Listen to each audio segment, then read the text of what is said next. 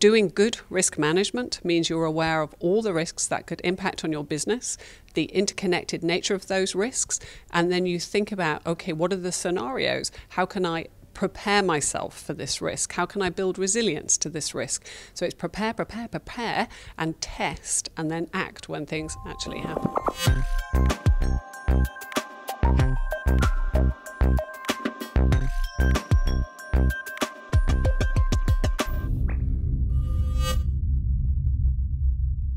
Origin of the word risk, where it meant the sharp edge of a rock.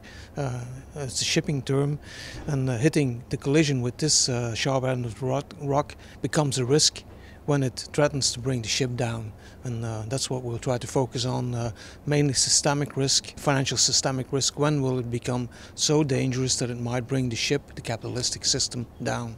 There is a certain fatalism in the system and complacency about what risks are to be dealt by priority order and which not.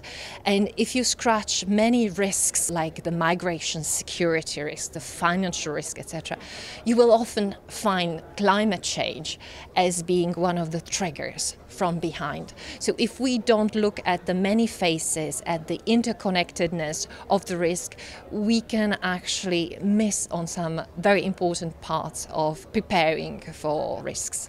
On one hand, you have the climate risks, which are very present, but also the way that they're emphasizing interconnections with phenomena such as migration, and obviously the lack of capacity from the member states to respond. Everything in risk management is still taking place at member state level, and in fact what we should be doing is having a European response and looking beyond Europe to exercise that response in the world. We touched upon areas like climate change, not only security, is that it is very important that we continue the European way of working, meaning that we build resilience measures that are applied across the European Union, that we also adapt our response capacity in the area of cybersecurity. This is something that recent rules will allow us to adhere to. For instance, now we have emergency response teams in every single European member state, but that also we develop solutions in Europe. We need to take urgent action.